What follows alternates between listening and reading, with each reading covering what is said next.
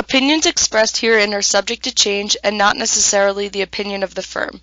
Past performance is no guarantee of future results. The information presented herein is for informational purposes only and is not intended to provide personal investment advice. It is important that you consider your tolerance for risk and investment goals when making investment decisions.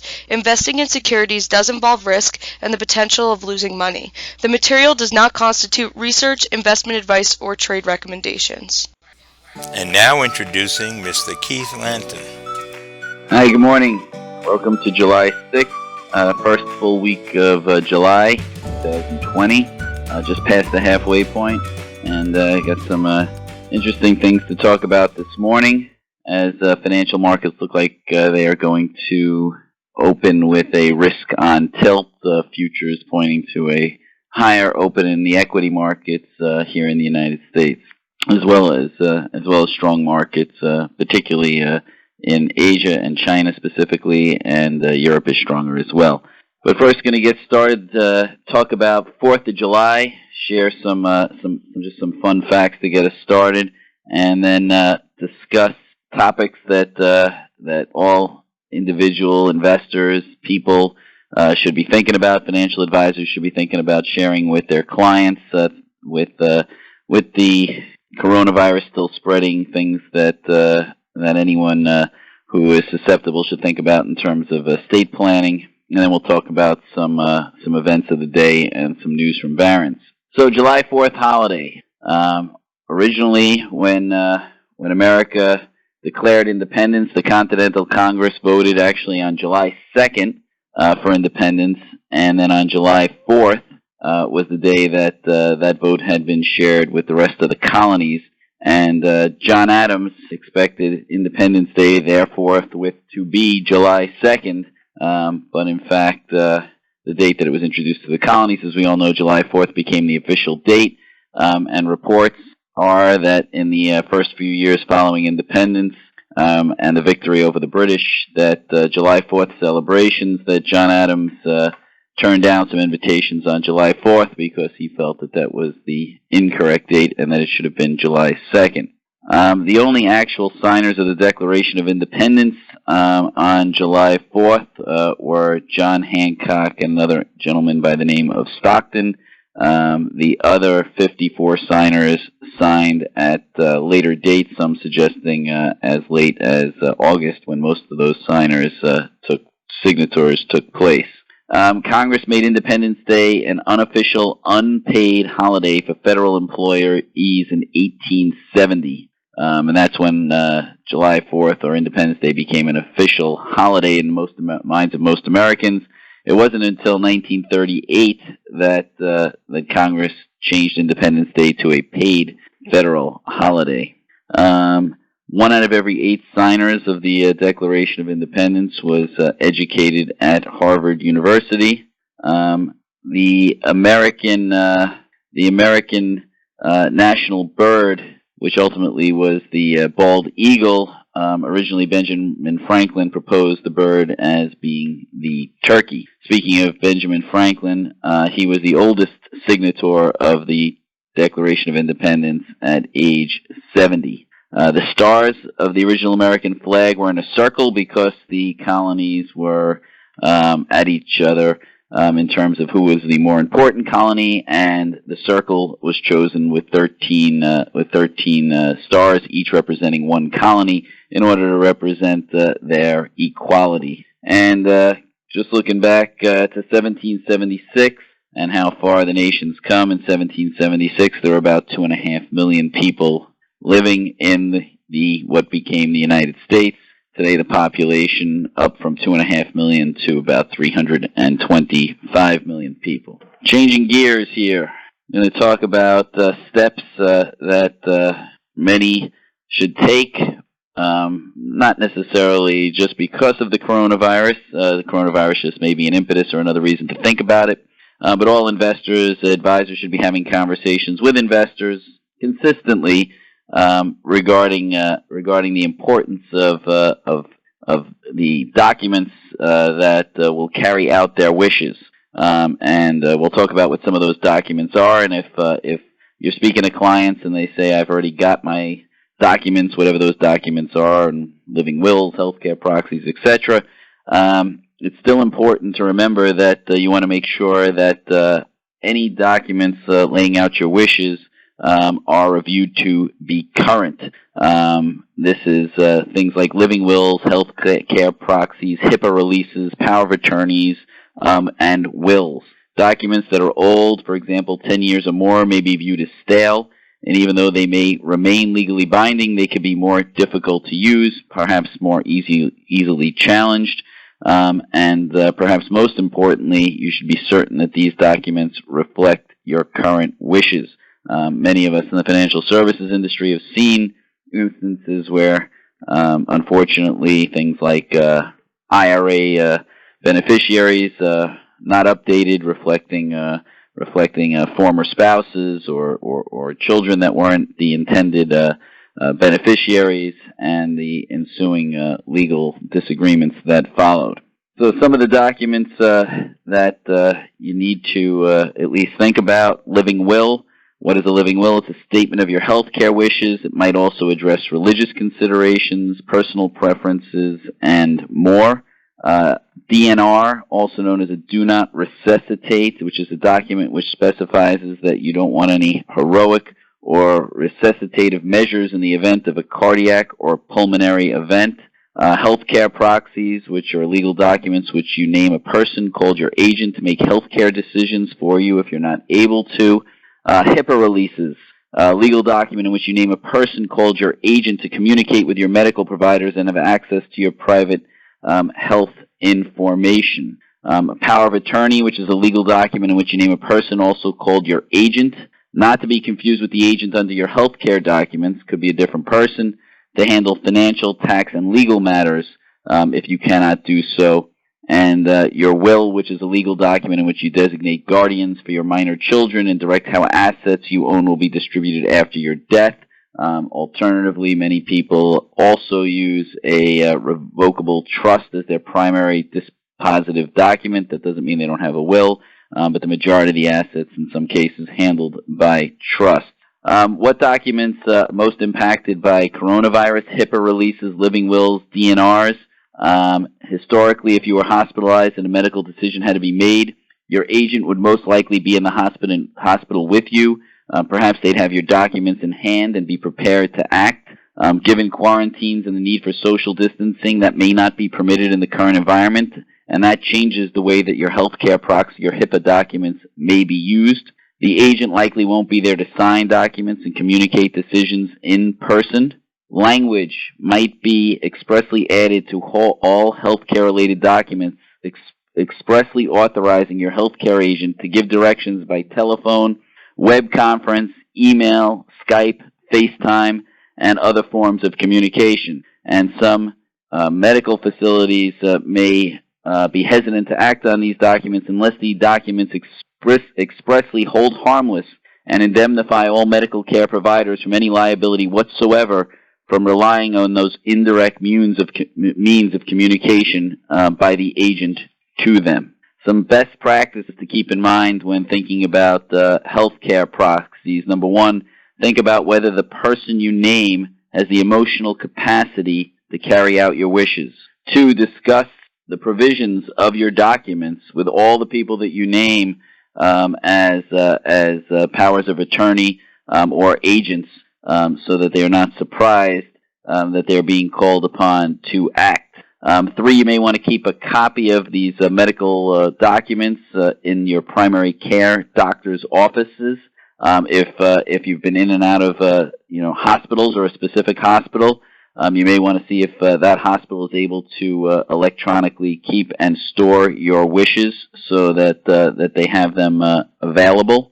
If you're hospitalized, you would give a copy of these documents, obviously depending on your condition and the circumstances of the hospitalization, to the hospital admitting clerk. If you are admitted to the hospital and you may not be conscious, you could keep a card in your wallet stating the fact that you have healthcare proxies and providing the names and phone numbers of your agent. You also want to keep your healthcare proxy documents accessible. somewhere in your home rather than a safe deposit box, so that in the event that it needs to be accessed, it is accessible. Moving on to what we've got going on this morning. We've got futures higher. We have Dow futures up by about 400 points. Stock market up on some good news. Could be argued that these good news sometimes comes in threes, and perhaps that's what's pushing us higher this morning. So we do have three pieces of news that are influencing the markets this morning. Perhaps the biggest factor is an article in the Chinese government-run publication called for, quote, a healthy bull market, unquote. Put that into perspective, that's kind of akin to the Federal Reserve saying that stocks look too cheap, and as a result, that is pushing Chinese stocks higher. That's really a vote of confidence in Chinese equities by the equivalent of the Chinese central bank, and the Chinese Shanghai Composite is up almost 6%, 5.7% overnight, and that one of the major catalysts for the stronger U.S. futures this morning. We also have news that Warren Buffett's Berkshire Hathaway, who has largely sat out the volatility of the market. Some say he has not been bargain hunting, and perhaps that's not a vote of confidence in U.S. financial markets. But Berkshire Hathaway with a significant deal this morning, buying the natural gas pipeline and storage assets from Dominion Energy for $9.7 billion. And finally, and perhaps equally important, is that deaths due to COVID-19 are falling. Some of the people suggesting perhaps they'll start rising again due to the lagging nature, but right now markets focusing on the half-full scenario, the positive. COVID-19 deaths are falling despite the surge in the number of cases. Fewer than 500 people have died each day over the past week, and that's down from a comparable peak of more than 2,000 in mid-April. Just to go through some of the numbers here this morning. Dow futures now up over 400. S&P futures are up 49. Nasdaq futures up about 160. Taking a look at overseas markets outside of China, which we talked about. Hong Kong up almost 4%. Japan up about 2%. Australia, where the central bank is expected to keep interest rates unchanged tomorrow. Nevertheless, markets there down slightly. There is some tension with their biggest trading partner, which is China. European markets up 1.5 to 1.75% across the board. Oil this morning unchanged at about $40.65 a barrel. Gold up about $5 an ounce, so relative calm in the commodity space. And we are seeing some slight dollar weakness. The euro up to about 113 against the dollar. All this good news having a muted effect in the Treasury market. We've talked about it before. Brad's talked about it, that right now it looks like the Fed is targeting interest rates, meaning they are not seeking a significant change in interest rates. And the good news this morning, pushing interest rates up, but only about 2 basis points. So perhaps reflective of the fact that the Federal Reserve remains active with their mechanism to keep interest rates relatively, or not necessarily relatively, but to keep them low this morning. Some other news this morning. We're seeing movement in stocks that are sensitive to an economic recovery or the reopening of the economy.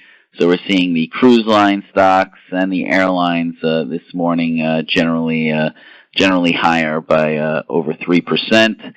Gap is continuing strength that it demonstrated after they had positive news regarding new clothing line, and the Gap stock continuing its momentum to the upside.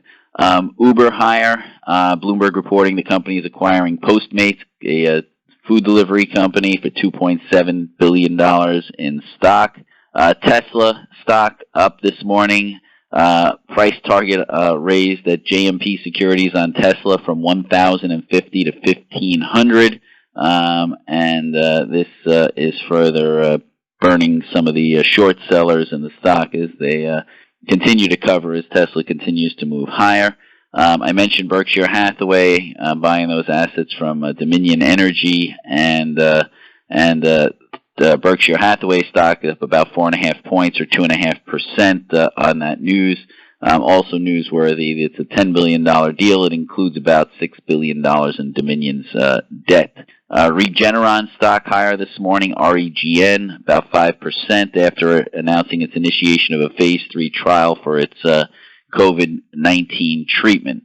Some general news this morning, U.S. federal workers returning to their offices. In India, they delayed the reopening of the Taj Mahal. Worldwide corona cases approaching 3 million. Wall Street Journal reporting that China's on track to miss energy purchase targets that they made under the U.S. trade deal. New York Times reporting that the U.S. is deploying 2 aircraft carriers to the South China Sea, possibly in response to some actions by the Chinese in the South China Sea. So some tensions building there. BBC reporting that the British government may ban Huawei. Texas Governor Greg Abbott has further strengthened his requiring of mandatory face coverings in not just inside commercial buildings, but in other public spaces as well. The Washington Post is reporting that Joe Biden is considering as a VP candidate Senator Tammy Duckworth. A couple of things to look out for this week. The Senate remains in recess through July 17th. There is growing support for a new round of fiscal stimulus when the chamber reconvenes. Looking forward to tomorrow, we have earnings from Paychex. I mentioned the Reserve Bank of Australia announcing its monetary policy decision tomorrow. On Wednesday, we have Costco reporting sales for June. Federal Reserve releasing consumer credit data. Consumer credit is expected to continue to decline as the economy still is not fully reopened, but the rate of decline is expected to slow significantly as consumers are starting to rev up their spending to pre-coronavirus levels. On Thursday, we once again get initial jobless claims, this for the week ending July 4th. Thursday, we also get earnings from Walgreens. And then on Friday, we get the Producer Price Index for June. The consensus estimate is for a 0.4% gain. The core PPI is expected to take up 0.1%. Moving on to Barron's. Barron's, cover story articles talked about 3 different scenarios for the coronavirus in the second half of the economy. The general consensus was that what we would see would be what they would call the base case, which I'll discuss. They give a slightly higher probability to the bear case over the bull case, but they have 3 scenarios. Greatest probability, they say, is the base case, then the slightly higher elevated probability relative to the bullish case is the bearish case, and they lay out what they see in each of those different scenarios. So, talking about the base case scenario, which they put odds of roughly 50% on of this being the most likely outcome. In the base case scenario first says that the coronavirus is something that Americans will have to live with for an extended period of time. This is what they think the market's pricing in currently. Second, that the Federal Reserve will continue to do whatever it takes to support the economy and financial markets. And third, Congress will pass additional aid to households and businesses to the tune of at least $1 trillion. Also, under the base case scenario, there will be some existence of a vaccine or a therapy by the fall, but we won't see mass production of a treatment by the middle of next year. Together with those assumptions would lead to a sustainable economic recovery, and that recovery would really take hold in the beginning of next year. In this scenario, Barron's estimates that fair value by the end of the year on the S&P 500 would be about 3,300, not too far off from where we are now. In this base case scenario, the stock market would chop sideways as social distancing remains strict, reopenings start and stop, and unemployment remains in the high teens within this scenario. What stocks to own in this scenario? Barron's is suggesting that the stocks that have been the leaders would not continue to be the leaders. They've just moved too far too fast. So instead of owning the large cap stocks that have led the rally, which means not necessarily owning even indexes like the NASDAQ 100 or the S&P 500, they would favor things like financials, materials, and energy stocks because they're cheaper than the broader market while they are leveraged to an economic recovery. In the bear case, which they didn't specifically state the probability, but probably somewhere in the neighborhood of 30% because they said it's a little higher than the bullish case. In that scenario, we would see a resurgence in coronavirus cases. We would see rollbacks get delayed. We would see a continuation of what we've seen in Arizona, California, Georgia, and Texas, whereby we continue to see a record number of COVID-19 infections without any peak in the near term. Near term meaning about the next 2 weeks. We would continue to see closings of bars, indoor dining throughout most of the country.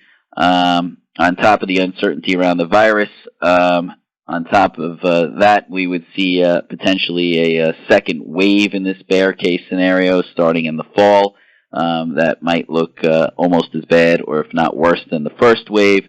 Also in this bear case scenario, a vaccine would happen not at all or later than expected.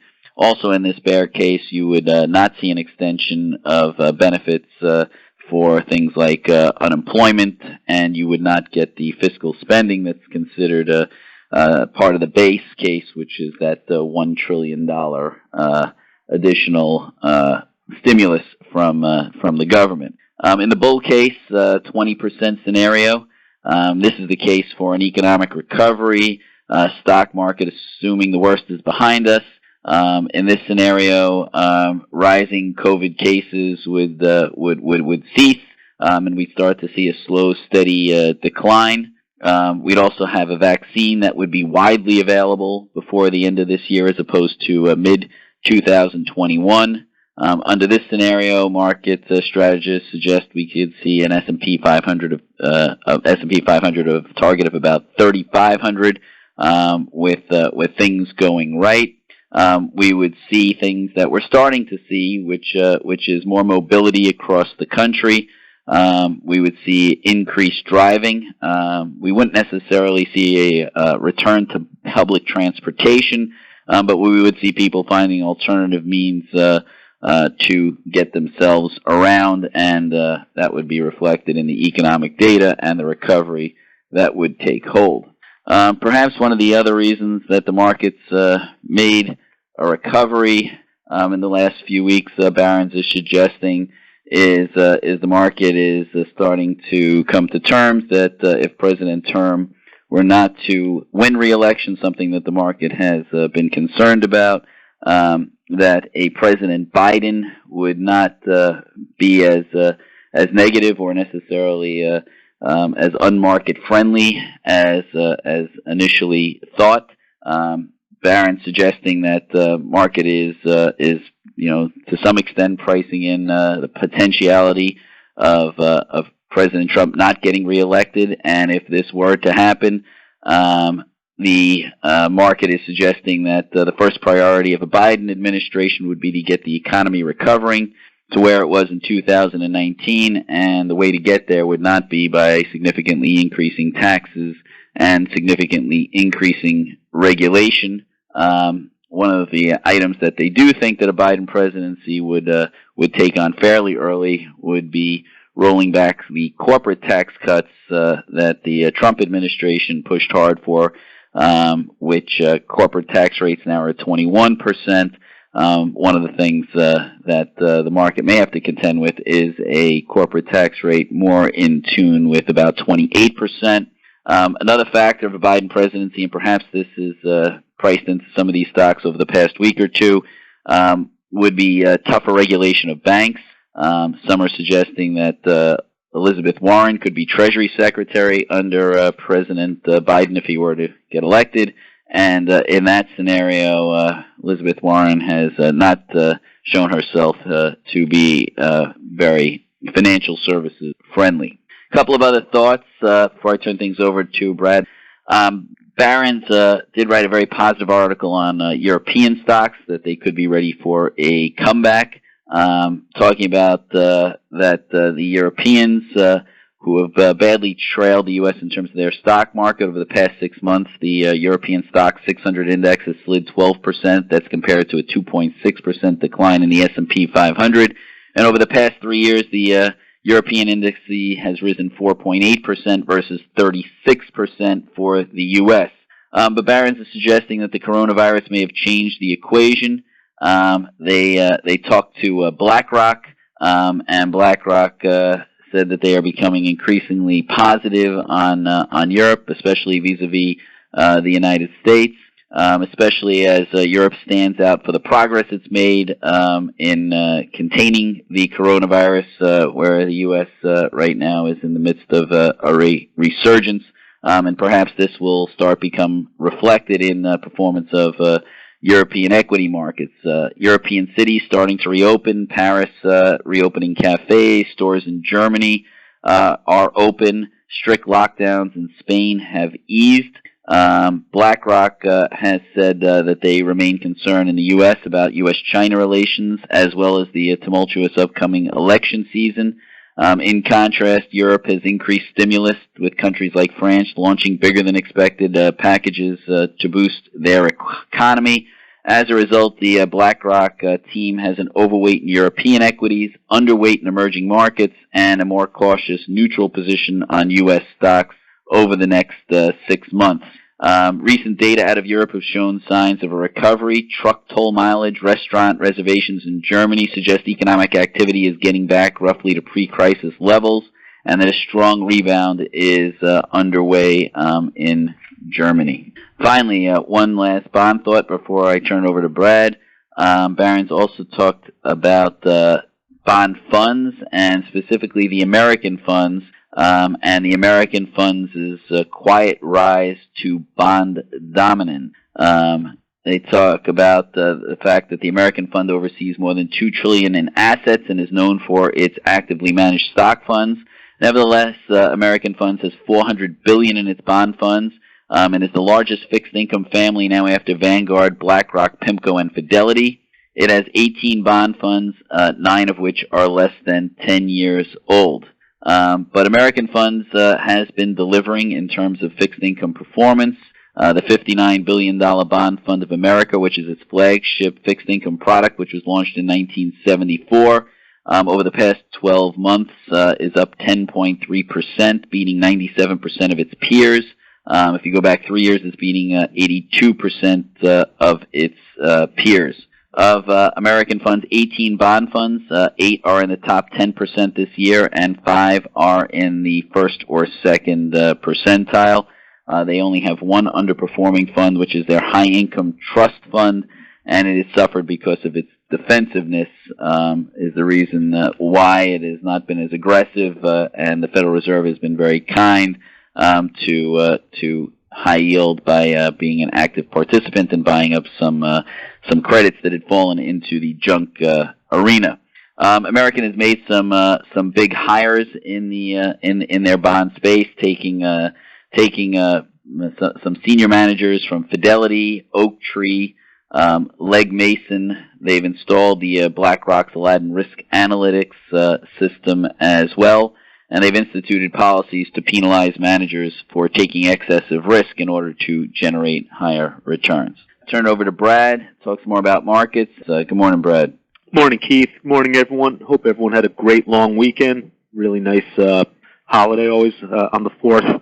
Get to be with family, friends. Maybe not as much this year as in years past, but it's still always a pretty happy weekend. Just a comment about municipals today. We absolutely need to get ready for living in a time where almost every municipal will have a material event, whether it's stated or not. I think that for those of you that look at my offerings, you've noticed that for the past month I've added the line, please double check for material events on all municipals you may be trading with me or away from me, and that's very important to know that given the circumstances, there will be more credit watch bonds and there will be more material events that are taking place. This is obviously going to be happening because income, property, and revenue taxes are going to be going down. Not that the tax rate is going down, but the collections are going to be going down for the municipalities and authorities. Last week, S&P lowered the Port Authority of New York, New Jersey, and I apologize for keep harping on a local bond, but it's one that I know and like. But the S&P lowered Port Authority, New York, New Jersey to A+ negative watch. That was down a couple of ticks, and that upsets me because it was a go-to bond for a lot of investors who are in New York and New Jersey, but it's our new reality. Port is a conglomerate of bridges, tunnels, airports, and skyscrapers in the largest local economy in the world, and it's just something that you have to give a little bit more thought to when you're buying a municipal. There are outstanding bonds of Port Authority that have 5% coupons and current calls, and I'm happy that they're not being called because the owners of those bonds are living with 5%, but you have to question, why can't you get a deal that's going to refund these 5% bonds in this interest rate environment? So I believe and I hope, and I hate using the word hope when it comes to investing, that this will be a blip on Port Authority's long-term soundness, and I would be a buyer on any significant drop in price on the Port Authority. I've seen this happen with the Port Authority a couple of times, as well as some other things. I do think that the Port Authority will be a survivor through thick or thin, but just keep an eye on it. Just an anecdotal story. In the meantime, water and environmental bonds have seemed to be bulletproof, and the senior sales tax revenue bonds have been weathering the storm, given that in spite of record unemployment, people are still spending money. We'll have to see what happens, how quick this recovery takes place, and what happens with unemployment benefits and employment in general. So keep an eye on that too. The situation's fluid, and I will continue to update everyone as time goes by. And that's all I have for today. Thanks. Thanks, Brad. That's everything I've got. Thank you for listening to Mr. Keith Lanton. For more podcasts, please visit our website, www.lanternwa.com.